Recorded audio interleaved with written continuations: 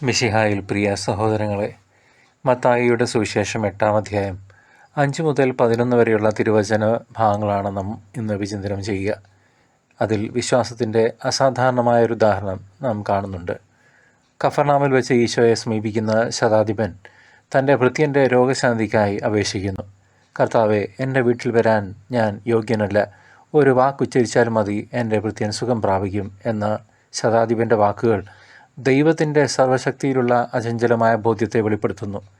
പാപക്കറ പുരണ്ട നമ്മുടെ ജീവിതത്തിൽ ഈ ശതാധിപനെ പോലെ എളിമയുള്ളവരായ ദൈവത്തിനു നിൽക്കാൻ നമുക്കാകുന്നുണ്ടോ? ആധുനിക ലോകത്തിൻ്റെ പ്രലോഭനങ്ങൾ വീണ് നാം അഹങ്കാരത്തിൻ്റെയും സ്വയം പര്യാപ്തതയുടെയും കോട്ടകൾ പണിയുമ്പോൾ ദൈവത്തിലുള്ള ആശ്രയം പലപ്പോഴും നമുക്ക് നഷ്ടപ്പെടുന്നു. ശരിയല്ലേ പ്രിയ സഹോദര സഹോദരി? വിശുദ്ധ അഗസ്റ്റിൻ പറഞ്ഞതുപോലെ, വിശ്വാസമില്ലാതെ ദൈവത്തെ പ്രസാദിപ്പിക്കാനാവില്ല. അതിനാൽ നമ്മുടെ പാപാവസ്ഥ തിരിച്ചറിഞ്ഞ് കർത്താവിൻ്റെ കാരുണ്യത്തിനായി കേഴാൻ നാം ഓരോരുത്തരും തയ്യാറാകണം. ഈശോയുടെ 2ാം വരവിനായി ഒരുങ്ങുന്ന ഈ ആഗമനകാലത്ത് ശതാധിപൻ്റെ വിശ്വാസം നമുക്ക് വലിയൊരു സന്ദേശം നൽകുന്നു. അവൻ്റെ എളിമയും വിശ്വാസവും കണ്ട് ഈശോ ഇസ്രായേലിൽ പോലും ഇത്ര വലിയ വിശ്വാസം കണ്ടിട്ടില്ലെന്ന് അത്ഭുതപ്പെട്ടു.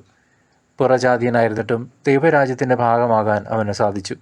ഇത് നമ്മെ ഓർമ്മിപ്പിക്കുന്നത് ജാതിമത ഭേദമന്യേ യഥാർത്ഥ വിശ്വാസവും എളിമയുമാണ് സ്വർഗരാജ്യത്തിലേക്കുള്ള നമ്മുടെ പ്രവേശന കവാടങ്ങൾ തുറക്കുന്നത് എന്നാണ്.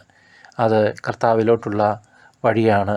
കർത്താവാണ് പിതാവായ ദൈവത്തിലോട്ടുള്ള സത്യം, വഴി, നമ്മുടെ ജീവൻ. ഇന്നത്തെ ധാർമ്മിക വെല്ലുവിളികൾ നിറഞ്ഞ സമൂഹത്തിൽ ക്രിസ്തുവിൽ പ്രത്യാശ അർപ്പിക്കുകയും ക്രിസ്തുവിൻ്റെ വചനങ്ങൾക്കനുസൃതമായി ജീവിക്കുകയും ചെയ്യുമ്പോൾ മാത്രമേ നമുക്ക് ആശ്വാസവും സമാധാനവും കണ്ടെത്താൻ സാധിക്കൂ.